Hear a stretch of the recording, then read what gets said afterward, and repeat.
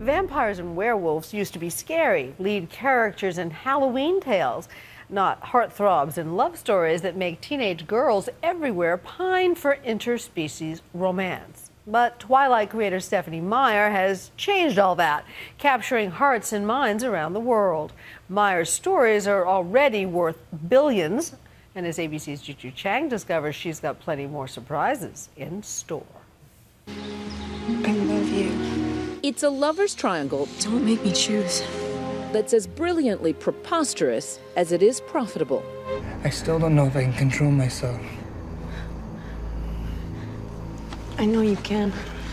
Stephenie Meyer's fantasies have sold more than 100 million books, and the Twilight movies have grossed more than $3 billion worldwide.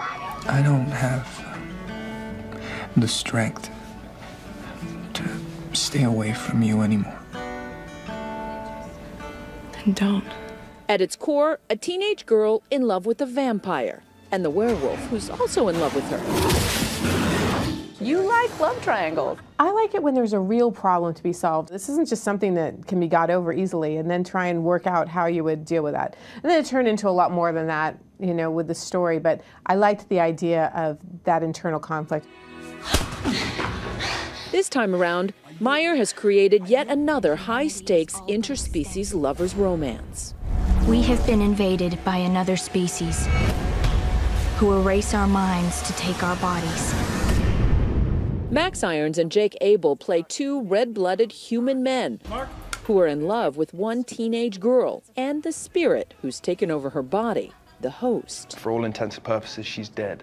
But then she comes back, so anything I knew and loved about her is gone. At which point, this guy... Elbows in on your girl. Elbows in. When you know, she's brought into the cave, and the first thing he does is hit her to the ground. Jared! Jared's alive! Jared! A man stands up for a woman, alien or not. Right. It's a confusing, emotional moment. I understand, and I'm not faulting you for okay. But see, here's the kicker, is my character, Ian, starts to fall in love with this sort of other species. I like you, Wanda.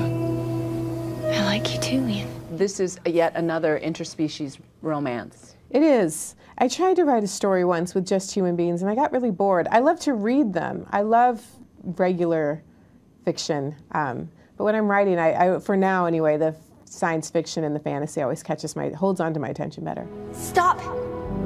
You are not going there. What about Jared? He kissed her, I kiss her, I kiss her, then he kisses her. Share and share alike. It's a cave community. It sounds a lot more racy than it actually is. It really does. Right. Oh, I just want to try one thing. Meyer's stories bridge the gap between teen and adult fiction, reminding all of us what it was like to fight the urges brought on by raging teenage hormones. There's a great deal of sexual tension in your stories, and most of it is unconsummated. Most of it is pretty tame. I do think there's something kind of magical about taking your time with physical attraction. And if you make it so that every time someone brushes someone's hand, remember when you were 14 and that was a big deal? Yeah. You know, we skip over that a lot. How are you able to channel the 16-year-old girl in all of us? I don't know that you ever lose the 16-year-old girl. It's different now than it was then, but apparently it's not so different that I'm not still a little bit in touch with that girl. Meyer, a devout Mormon, is an unlikely publishing phenom.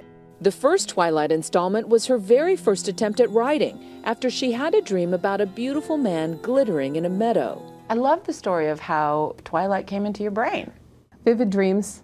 That was an especially vivid one, and it certainly has worked out in odd ways. Hi, how are you? We caught up with Meyer in Chicago at the bookstore where her very first signing took place. I want to show you I have zips on my back. Oh my gosh, that looks like it must have hurt. Despite her celebrity status, she says her most important role is being mom to her 3 sons. She says they don't see her as a superstar. Mom's mostly at home just being a nerd, you know.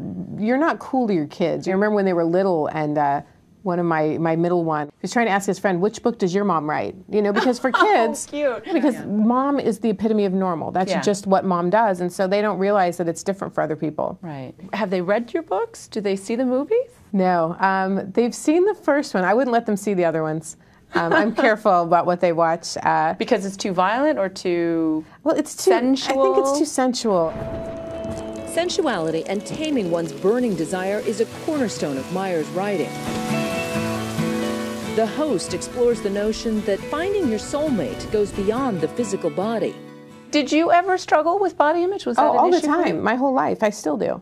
I mean, I'm a woman, and I don't look like Heidi Klum. And it's hard sometimes to forget that and realize that that's not the important thing. You get bombarded by it so much. It's stunning to me that you, Stephenie Meyer, megastar, is insecure. Isn't everyone?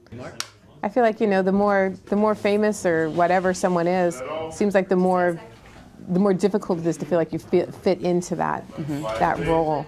I don't know. I've always been like that.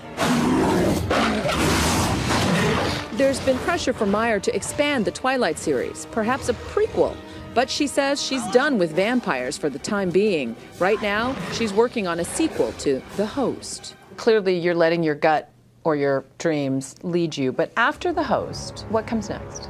I have so many stories. Real fantasy, like fantasy with a map in the front piece fantasy. And then there's assassin stories, and there's ghost stories. And, you know, there's so many things I'd love to be able to do. And legions of fans breathlessly await. For Nightline, I'm Juju Chang in Chicago.